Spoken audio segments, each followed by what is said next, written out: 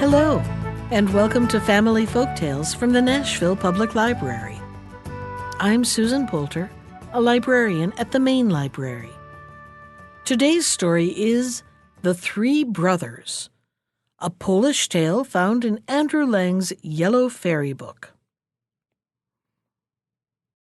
There was once upon a time a witch who, in the shape of a hawk, used every night to break the windows of a certain village church. In the same village there lived three brothers who were all determined to kill the mischievous hawk. But in vain did the two eldest mount guard in the church with their guns. As soon as the bird appeared high over their heads, sleep overpowered them, and they only awoke to hear the windows crashing in. Then the youngest brother took his turn of guarding the windows, and to prevent being overcome by sleep, he placed a lot of thorns under his chin, so that if he felt drowsy and nodded his head, they would prick him and keep him awake. The moon was already risen, and it was as light as day when suddenly he heard a fearful noise, and at the same time a terrible desire to sleep overpowered him. His eyelids closed, and his head sank on his shoulders. But the thorns ran into him and were so painful that he awoke at once. He saw the hawk swooping down upon the church, and in a moment he had seized his gun and shot at the bird. The hawk fell heavily under a big stone, severely wounded in its right wing. The youth ran to look at it and saw that a huge abyss had opened below the stone. He went at once to fetch his brothers, and with their help dragged a lot of pine wood and ropes to the spot. They fastened some of the burning pine wood to the end of the rope and let it slowly down to the bottom of the abyss. At first it was quite dark, and the flaming torch only lit up dirty gray stone walls. But the youngest brother determined to explore the abyss, and letting himself down by the rope, he soon reached the bottom. Here he found a lovely meadow full of green trees and exquisite flowers. In the middle of the meadow stood a huge stone castle, with an iron gate leading to it, which was wide open. Everything in the castle seemed to be made of copper, and the only inhabitant he could discover was a lovely girl who was combing her golden hair. And he noticed that whenever one of her hairs fell on the ground, it rang out like pure metal. The youth looked more closely and saw that her skin was smooth and fair, her blue eyes bright and sparkling, and her hair as golden as the sun. He fell in love with her on the spot, and kneeling at her feet, he implored her to become his wife. The lovely girl accepted his proposal gladly, but at the same time she warned him that she could never come up to the world above till her mother, the old witch, was dead, and she went on to tell him that the only way in which the old creature could be killed was with the sword that hung up in the castle.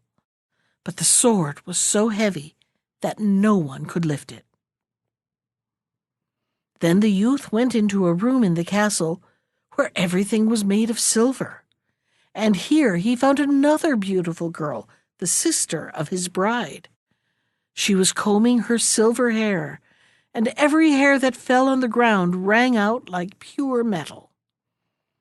The second girl handed him the sword, but though he tried with all his strength, he could not lift it. At last a third sister came to him and gave him a drop of something to drink, which, she said, would give him the needful strength. He drank one drop, but still he could not lift the sword. Then he drank a second, and the sword began to move.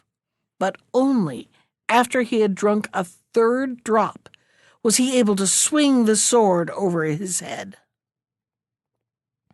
Then he hid himself in the castle and awaited the old witch's arrival. At last, as it was beginning to grow dark, she appeared. she swooped down upon a big apple tree, and after shaking some golden apples from it, she pounced down upon the earth. As soon as her feet touched the ground, she became transformed from a hawk into a woman. This was the moment the youth was waiting for, and he swung his mighty sword in the air with all his strength, and the witch's head fell off, and her blood spurted up on the walls. Without fear of any further danger, he packed up all the treasures of the castle into great chests, and gave his brothers a signal to pull them up out of the abyss. First the treasures were attached to the rope, and then the 3 lovely girls. And now everything was up above, and only he himself remained below. But as he was a little suspicious of his brothers, he fastened a heavy stone to the rope and let them pull it up. At first they heaved with a will, but when the stone was halfway up, they let it drop suddenly, and it fell to the bottom, broken into 100 pieces. "So that's what would have happened to my bones had I trusted myself to them," said the youth sadly, and he began to cry bitterly, not because of the treasures, but because of the lovely girl with her swan-like neck and golden hair. For a long time he wandered sadly all through the beautiful underworld, and one day he met a magician who asked him the cause of his tears. The youth told him all that had befallen him, and the magician said, "Do not grieve, young man. If you will guard the children who are hidden in the golden apple tree, I will bring you at once up to the earth. Another magician who lives in this land always eats my children up. It is in vain that I have hidden them under the earth and locked them into the castle. Now I have hidden them in the apple tree. Hide yourself there too, and at midnight you will see my enemy." The youth climbed up the tree and picked some of the beautiful golden apples, which he ate for his dinner. At midnight the wind began to rise, and a rustling sound was heard at the foot of the tree. The youth looked down and beheld a long, thick serpent beginning to crawl up the tree. It wound itself round the stem and gradually got higher and higher. It stretched its huge head, in which the eyes glittered fiercely, among the branches, searching for the nest in which the little children lay. They trembled with terror when they saw the hideous creature, and hid themselves beneath the leaves. Then the youth swung his mighty sword in the air, and with one blow cut off the serpent's head. He cut up the rest of the body into little bits and strewed them to the 4 winds. The father of the rescued children was so delighted over the death of his enemy that he told the youth to get on his back, and in this way he carried him up to the world above. With what joy did he now hurry to his brother's house! He burst into a room where they were all assembled, but no one knew who he was. Only his bride, who was serving as a cook to her sisters, recognized her lover at once. His brothers, who had quite believed he was dead, yielded him up his treasures at once, and flew into the woods in terror. But the good youth forgave them all they had done, and divided his treasures with them.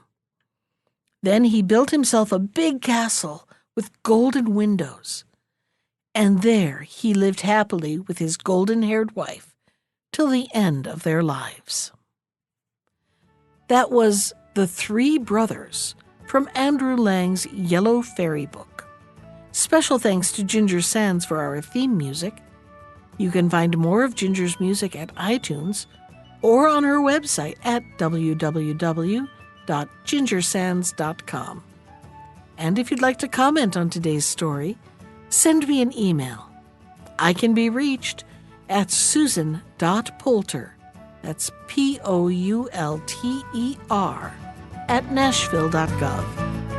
Thanks for listening.